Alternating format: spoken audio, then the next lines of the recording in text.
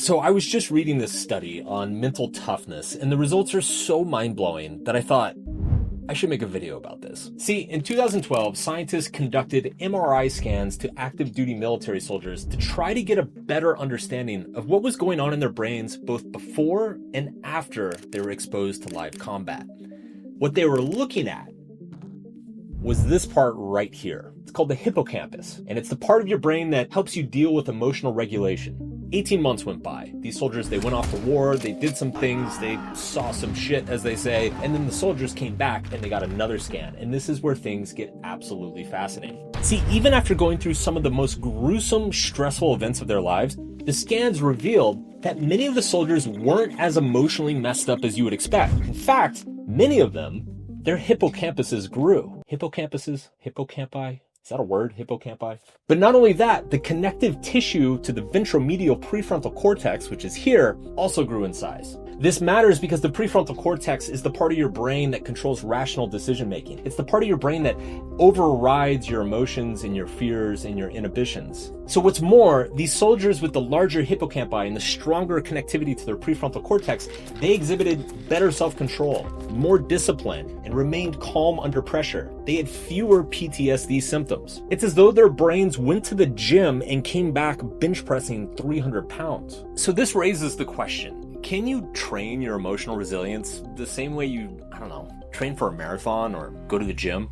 So my team and I, we've been studying the past 2 weeks for the upcoming Solved episode on resilience. And as you guys know, we go really hard on these podcast episodes. It's like 4 to 5 hours, hundreds of citations, and I can't escape this question. I've become obsessed the past couple weeks. I did something a little bit crazy.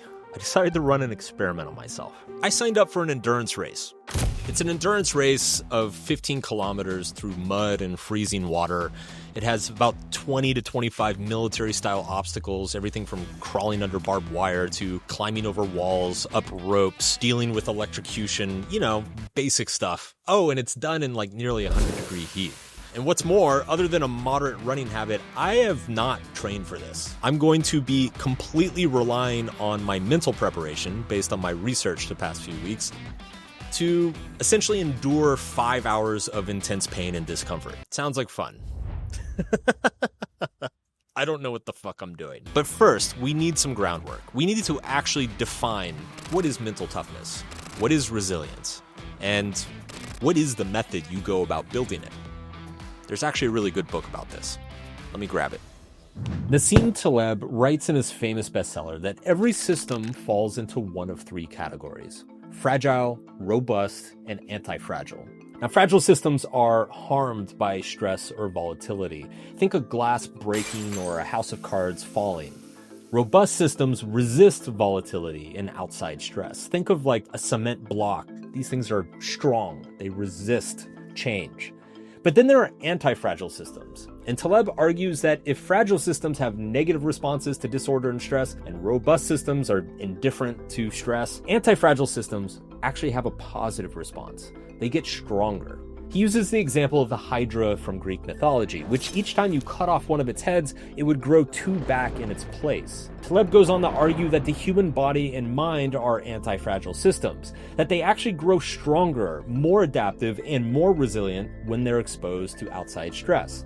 Now, he used an example of deadlifting a heavy weight, and then he goes on to brag for a few too many pages about how much he can deadlift, but the point remains that when you stress your body, it grows back and adapts to become stronger. Similarly, the mind is an anti-fragile system. We gain from our failures. We learn from our unexpected setbacks. We become better because of the stresses in our life. So the key seems to be if we can just find out what stressors to push onto ourselves, we can improve our mental toughness infinitely. We can train our mental strength much in the same way that we go to the gym and train our physical strength, by sustaining conscious periodic challenges and then recovering and growing from them. But there's a problem with this theory. Let's go back to the soldiers and their brain scans. Not all of the soldiers came back with enlarged hippocampi. Not all of them improved their self-control and self-discipline. In fact, some of them came back with much smaller brain volume around the hippocampus. And you want to guess which ones those were? That's right. They were the soldiers who suffered from PTSD. Shocker, it turns out that stress is both a good and a bad thing. It has a way of bifurcating outcomes for people. The more extreme the stress, the more extreme that bifurcation. So when you go through really, really traumatic shit, you either, on the one hand, become David Goggins, or on the other, have PTSD. There's not really an in-between. So this means that we have to take a step back. And before I can mentally start preparing for my endurance race, we have to understand what types of pain actually make you stronger and what types of pain just fuck you up. So it turns out that not all pain is created equal. Imagine pain on a spectrum. Over here on this side, you have very minor pain. And then over here, you have very intense pain. Now, if you were to graph out the relationship between pain and growth, you would get a graph kind of like this. And there's 3 different categories that our pains fall into. We have, let's call them inconveniences. These are just minor nuisances. They don't really add a whole lot to your life, but they're also not very challenging. Here, we have challenges. And then over here, this is trauma land. And this is where the struggle is so severe that it debilitates us and we end up becoming far more fragile. The research shows that inconveniences do nothing for our mental toughness. In fact, inconveniences just make us miserable and weaker. Challenges increase our mental toughness. The more we overcome, the more capable we are of overcoming even more. The question is, where are the boundaries between these 3 categories? Ideally, we want to be in this middle area as much as possible. So it raises the question, what is the difference between an inconvenience and a challenge?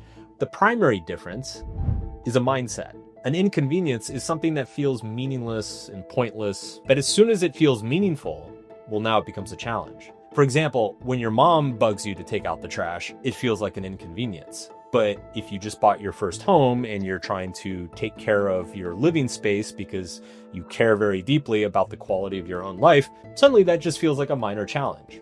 Now, what's super interesting is that the difference between a challenge and a trauma is also a question of mindset and perspective. So in both cases, moving both out of trauma and towards challenge is a question of mindset. And moving from inconveniences to challenge is also a question of mindset. And this is where the real fucking magic happens, because the difference between becoming fragile and anti-fragile is merely a difference of our perspectives. And it turns out you can actually train yourself to adopt the right perspectives to make sure that you're always living in this world of challenge and improving yourself. When you put people in difficult situations, when you force them into difficult situations, when you make them commit to difficult situations, their limit to what they're capable of is often way further to the right than they ever suspected. And so in a way, what I'm doing with this endurance race is I am making that bet on myself. I have never done anything like this before, but I know that I've done a lot of hard things in the past. Part of this experiment is forcing myself to have an experience that in this very moment does not feel possible to me. But I think once I get in it, I'm going to realize it's much more possible than I ever thought.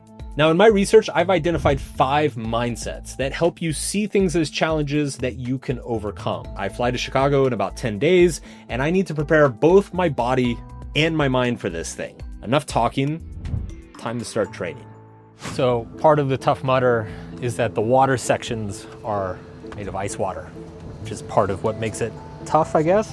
To work up my resilience, I'm gonna do some cold plunges over the next week. I fucking hate cold water. Not a fan of it. But I'm not gonna let myself say that, because here's the thing. Research shows that like the most important thing when it comes to doing something difficult is the belief that you can do it. In psychology, it's known as self-efficacy. Basically, people who feel that it's realistic and possible. God damn it. Why do I do this to myself, guys? When you don't want to do something, your mind starts making up narratives and stories about why you shouldn't do it. So I'm going to practice being narrative free and just fucking doing the thing. Oh my God.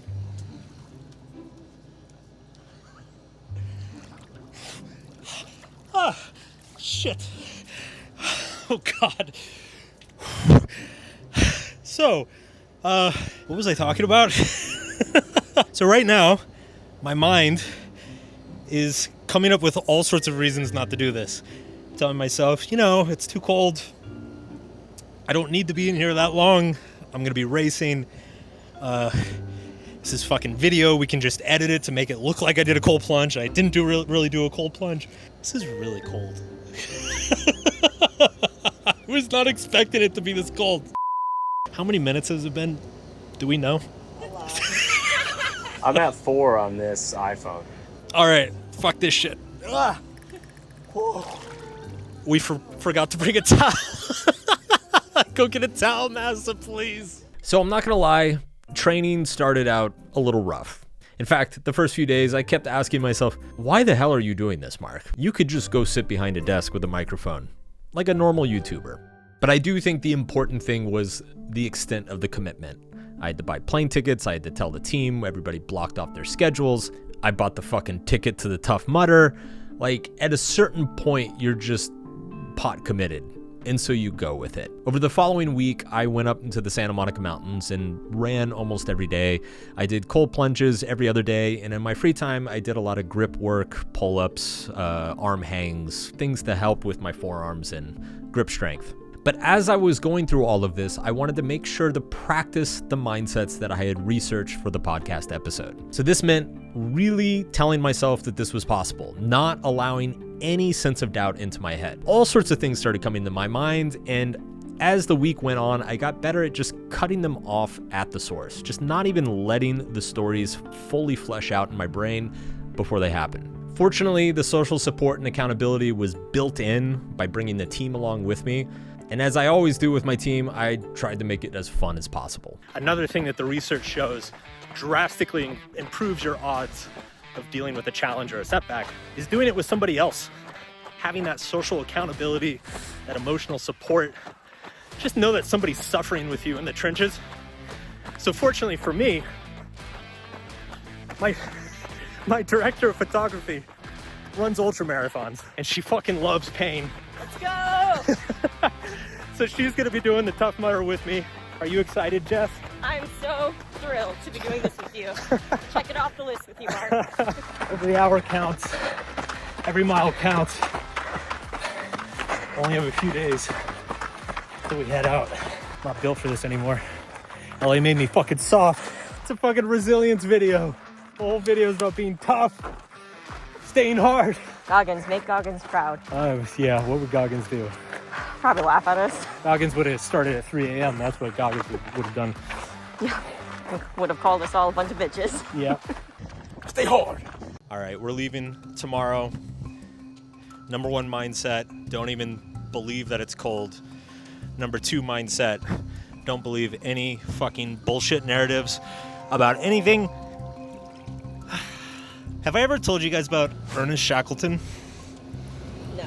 Ernest Shackleton was supposed to be the guy who got to the South Pole first. He actually got within about 20 miles, and he had to turn around and go back. And it turned out his ship was hit by an iceberg while he was gone, and so they had no ship out of Antarctica. So him and his men were stranded in Antarctica for almost 6 months. And during that time, every single one of them survived. When Shackleton came back, they asked him how they survived. Do you know what he said? He said enforced cheerfulness. That the whole time they were stranded in Antarctica, he forced his men to sing songs, tell jokes, and he attributed that to the reason that they survived. And I'm gonna enforce my cheerfulness on all of you right now by telling dad jokes. You guys ready? Yeah, totally. All right, so why can you never trust a staircase? Why? Because they're always up to something. Why didn't the 2 skeletons fight each other? Why? They were scared of each other. Because they didn't have the guts. Did I ever tell you guys I only know 25 letters of the alphabet? What? Yeah. I don't know why. But like, you're a writer. That's impossible. Yes! Yes! Now, on top of all of this, I'm going to throw in a mindset that I didn't really talk about in the training. And this is the mindset that, I don't know, maybe scares people sometimes, but I've used it a few times in my life to great effect. It's a bit of a dangerous mindset, so I think you have to be very careful when you implement it. And it's this. It's basically deciding, I will die accomplishing this goal, and being at peace with that. Now, that sounds a little bit insane, but let's just hang with me for a second, because think about it.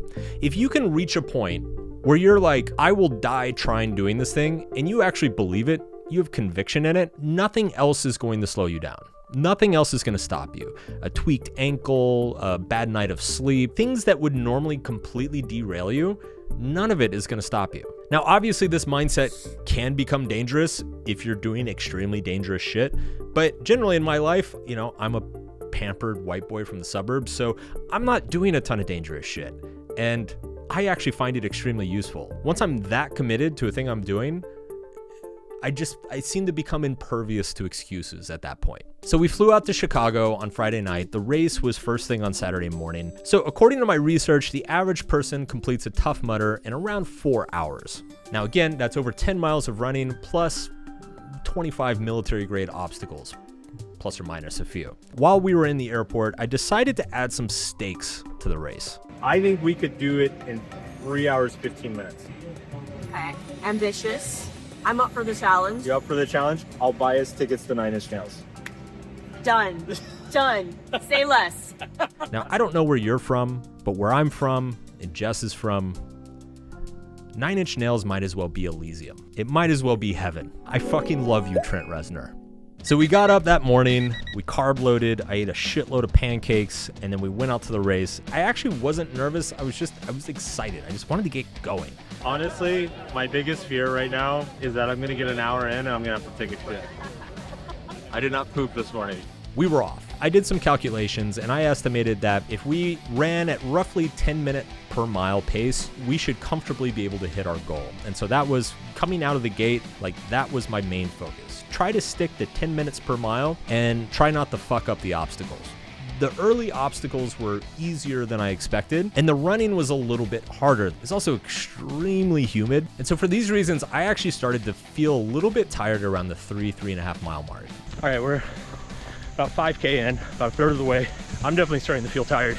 All the early obstacles seem designed to tire you out. So it's like climbing over logs, carrying sacks, carrying Jess. It's like not stuff that's not hard, but they like tires your legs out. Between that and the terrain, definitely feeling sluggish, but third of the way, gonna keep pressing on. Then we got to the mud.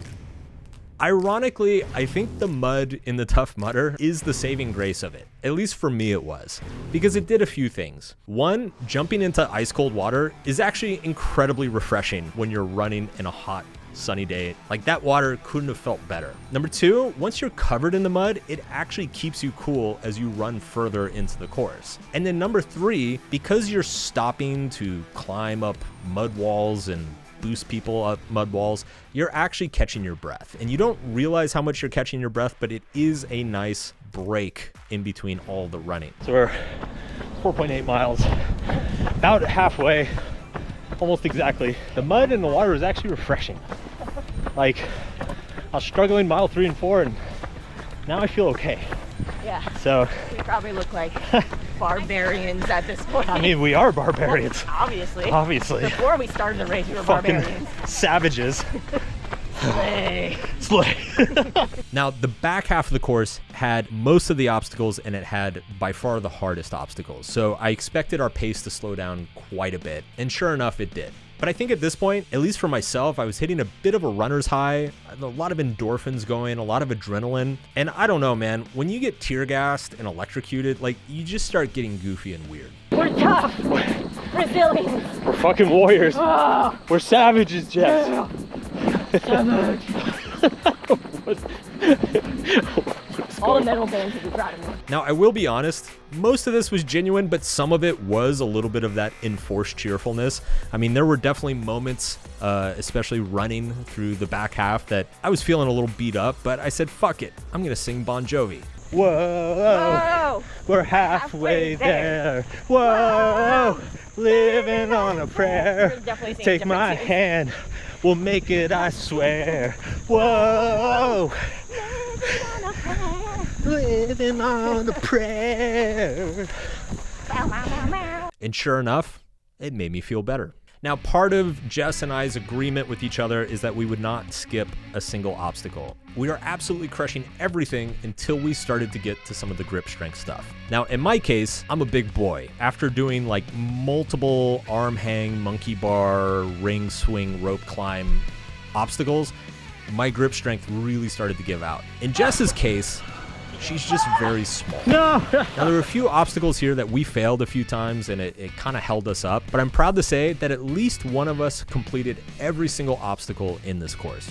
Now, by the time we rolled into mile 8 and 9, I was pretty beat up. About 7.5, 8 miles in, my legs are starting to give out. Pace is slowed, 11, 12-minute miles. What would Goggins say? Come on. Goggins told me to shut the fuck up. That's what Goggins would say. Get your ass up and lace him up. Stay hard. This is where I had to go into the pain cave, as David Goggins calls it. I was absolutely exhausted. I had torn a bunch of skin off my left hand. I had cuts all up and down my legs. I had been tear gassed. I'd been electrocuted. I had crawled through barbed wire. I was absolutely at the end of my gas tank. But when you're 90% through an endurance race, you don't fucking stop. By the 9th mile, my body had pretty much completely fallen apart. I was starting to get cramps in my left leg. I had multiple blisters on my feet. My shoes were completely full of mud. But in the distance, we could see the finish line. We could see the last obstacles and we could see the finish line. And so I just got absolutely locked in. Even though I'm in a lot of pain, like, these are the moments that your mind matters the most. Just like keeping focused on the next step, making success as small as possible. I'm not thinking about the finish line, I'm not thinking about the next obstacle, I'm thinking about just moving my feet forward each step. Now, the last few obstacles were a hell of an experience. We had to swim through the coldest pool of water I have ever been in my life, bar none. We had to climb a massive rope mountain. I think they called it Mount Everest. It seemed like it was 100 feet high. It was probably not nearly that high, but it just seemed to go on forever. And let me tell you, it was a little freaky up there at the top. Not a whole lot to stop you if you fell off. To top things off, right before the finish line, you have to run through dozens and dozens of live electrical wires. I was a little cavalier about this. I thought, you know, it's just a little shock. I'll probably be fine. Look at him. He's got that camera trained right on his face. Forget about her. He's the star of this show. Oh, no. Oh, no. He's no good at this obstacle or that camera. No, that shit hits you like a fucking punch in the chest. Oh, no. Poor Willy Wonka. He's getting it bad. Oh, God. But our time? 2 hours, 23 minutes, and 51 seconds. We fucking crushed it. We are fucking savages. We are savages. Now, I'd love to tell you that there was a bunch of euphoria and celebration and elation, and we cried and hugged, and no, man, I was a wreck. I was so fucking tired. I think at one point my producer was like, "Do you want to say anything?" And I just looked at him and I was like, I can't think right now. I feel like I should say something inspirational here, but No, Anything. I'm in pain. I'm in a lot of pain. And I want to go eat something. But if I was to go back and say something profound and inspirational in that moment, this is what I would say. I would say the most important lesson from this entire experience is to become a person who does hard things. I had no idea if I was in good enough shape. I had no idea how much it was gonna hurt, how much it was gonna suck, if I was gonna get injured, if I was gonna look like an idiot in this video. I didn't know any of those things. I think I've built up a portfolio of challenging shit throughout my life, and I've survived all of it, and I've gotten through all of it. Having that stack of evidence for myself is ultimately what enabled this sort of experience. Ultimately, what resilience really comes down to, like, sure, adopting these mindsets in the short run is very powerful. It can help you in that moment. But I think the most important thing in the long run is to become a person who does hard things. It is to become a person who accepts challenges, who endures pain, who can handle setbacks, who doesn't give up at the first obstacle. Because once you do become that person, then you feel like you're set for anything. It's not that I know how to do a Tough Mudder. It's not that I know how to do an endurance race. It's not that I know how to get electrocuted or tear gassed, but I trust myself to figure it out in the moment. And I think that trust is actually what tough-mindedness is. And if you can find that, and you become fucking indestructible.